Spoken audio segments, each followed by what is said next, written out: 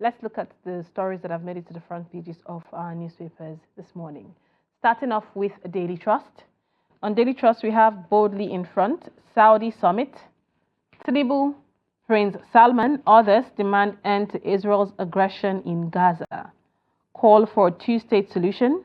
Death toll in Palestine surpasses 43,000 and 16,765 children among victims, over 100,000 wounded. You'd find that story on page 4. On Ondo governorship, politicians woo voters with cash and food. Manufacturers spend 238.3 billion naira on alternative energy. And then we also have Boko Haram kills 3, kidnaps many fishermen in Bornu. Still down, Dangote Ipman agree on direct fuel supply. And Lassa fever kills 11 persons in Benue. Police officer protecting foreign cybercriminals on illegal duty, says IGP. And EFCC to monitor funds disbursement to IPPIS and others. Those are the stories we have on the front pages of the Daily Trust newspaper. So let's quickly join Dr. Theophilus Abba, who is here with us in the studio, to review some of the headlines on the pages of today's newspaper. It's good to have you with us this morning. Good morning. Good morning. Thank you. Thank you for joining us. Kicking off with, let's start with the Ondo governorship election. Politicians woo voters with cash and food. You know, when I saw it, first I saw it was, food. You know, has it gotten to that extent? We understand things are difficult, you know, in the country. And at this point, it's looking like a deliberate attempt to create hardship so elections will be easier for these people so they can woo people with cheaper things, you know, even if which we know is wrong on all levels. So what's your thought on this? Well, I think politicians, they know, just like when you want to catch a fish, you know, you have to set a bait, maybe put worm on the hook. If you look at the situation in Nigeria today, people are hungry. So, I mean, the bag of rice, I don't know the size of the food items they are giving. Bags of rice, condiments for cooking, yam or whatsoever. You know, they give them to voters so that they can curry their favor and vote for them on election day. But I don't think this is totally new. It has been part of the country's politics. You know, trying to buy the conscience of the people, you know, with items that tend to ameliorate their suffering in the immediate. But you discover that it hasn't helped this country over the years. You know, because if you don't know the person you are voting for, if you don't know the person's agenda, and you collect maybe a bag of rice, maybe some spaghetti, you know, and vote for the person, the decisions that person will take will affect you. And unfortunately, in recent years, we've discovered that some of the decisions taken by government, those who vote into power, have affected us negatively. You know, because when you talk about voting in an election, you're actually surrendering your life to some persons. You know, if you look at what has happened since last year, you know, the system, I mean, has been very excruciating. So if maybe at the state level, you vote in somebody who just gave you cash or maybe some food items, and then surrender your life to him, and he begins to roll out policies that are against you, there's little you can say. So it's unfortunate that our politics at that level. You know, if you look at the election that took place in the US recently, we didn't see much of the distribution of food items. People, I mean, there were policy issues that were canvassed. You know, they moved from place to place, door to door, telling people why you must vote for either Republican or the Democrat. And when the election result came out, it was very clear that a lot of Americans voted what they think was the kind of system that they expect from the government that will be in power.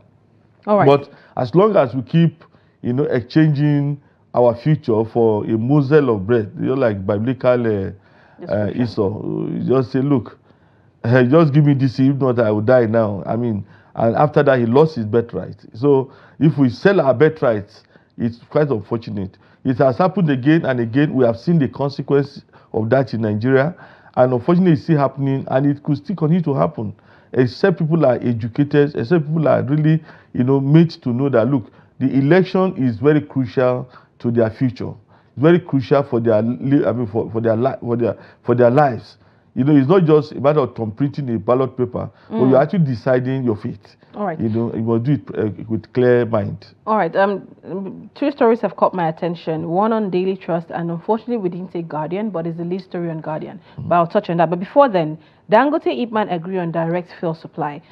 What do you make of this information? Will we see a cheaper fuel prices in Nigeria? Is it even possible to have cheaper fuel price in Nigeria based on global standard at this point in time? And you know, with the fluctuation of the naira, what would this make? What difference would this have on the lives of Nigerians and cost of fuel? Well, I think, I mean, what everyone is saying in this country is that we need cheaper refined products. You know, one, we have the crude oil in this country. That is number one. Secondly, we have, with Dangote refinery, we now have 5 refineries. Now, we shouldn't be paying too high for refined products. And the president has said that even the crude oil will be sold to Dangote in naira. Now, as long as you peg the pump price of the finished product, refined products, against the dollar, we'll continue to pay a lot of money. You know, even if it is 50 cents, if I convert 50 cents to a dollar, we are still talking about 800 naira, you know, per liter. If you say it is $1, you are talking about 1,700 naira for a liter. Now, we don't earn dollars, and that's my own argument over the years. You know, we are paying for goods in dollars. Even though you are paying naira, you are actually paying the dollar value, you know, for a lot of things. But we don't earn this dollar. So I'm advocating that the Nigerian economists and those in power should realize that, look, Nigerians are being forced to pay what they don't earn. So it's good that they are discussing. Ipman also should be patriotic. They should not put profit above the livelihood of Nigerians. You know, because if they insist on profit, I know some argue that, look, it's good for them to import.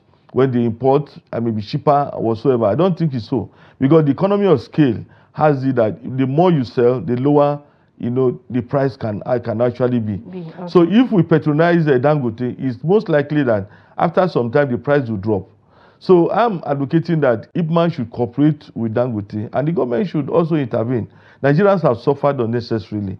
We shouldn't have, crude oil in Nigeria, shouldn't have refineries in Nigeria and be paying for refined products at the dollar rate. It shouldn't be so. All right, still on the energy sector, we're seeing for electricity, manufacturers spend 238.3 billion naira on alternative energy. The details of the story states that these manufacturers are producing products despite the difficulty in running business in Nigeria, from energy cost to cost of petroleum products, and they are still running at loss because Nigerians do not have the purchasing power to take up these goods that they've manufactured and produced here in Nigeria. Similarly, on The Guardian, healthcare and life supporters, hospitals buckle under power crisis, and hospitals spend over 60 billion naira monthly on diesel and transfer cost to patients. The cost of consultation in hospital has gone from where you see you just pay 500 naira for card or 200 naira for card, or pay 500 naira for card and consultation, to pay 2,000 in public hospitals, and in private hospitals you're talking of 10, 15, 20,000, if not more, you know, for consultations. Put this together, the cost of energy, electricity, we saw the country being plunged into darkness. You know, the northern part of Nigeria being plunged into blackouts. We're seeing lines being vandalized. We're seeing national grid collapse. What does this have to say, and how is this affecting Nigeria? We're seeing the health sector and manufacturing sector complaining about this already. What's your take on, you know, the electricity sector and how it's affecting Nigerians and businesses? Well, for those of us who have monitored decisions taken by government on this sector over the years, you know, we are shocked that in 2024 we have this situation we have found ourselves. I remember in those years of Okonjo-Iweala, when we're talking about privatizing the sector, bringing the private sector into the electricity sector. You know, I remember Okonjo-Iweala telling us at a meeting that, look, the cash cow in the country was likely going to be the electricity. Then we're thinking that maybe the GSM telecom was the cash cow. He was saying, look, it's going to be the electricity sector, because by the time this is unbundled and sold to people to run as private entities, that they'll put in a lot of capital, and I mean, the consumers will have choices, and then there will be more electricity available, for Nigerians. Now, it hasn't happened. It hasn't happened. And government has put in so much money into this sector. The international organizations have put, the World Bank, and they've given Nigerians some loans, to beef up the sector. It hasn't happened. And it's quite unfortunate, because if after a decade, 10 years, we don't have stable electricity in Nigeria, we are not fair, to Nigerians. It's very, very difficult. So the country cannot develop except we have stable electricity. If all these factories that we have depend on electricity, the cost of production will drop. Okay. Even in our homes, if we have electricity available, the cost of a whole lot of things will drop. Now we have to buy a generator, we have to buy fuel, you have to buy solar. Even the solar, it's been so hyped.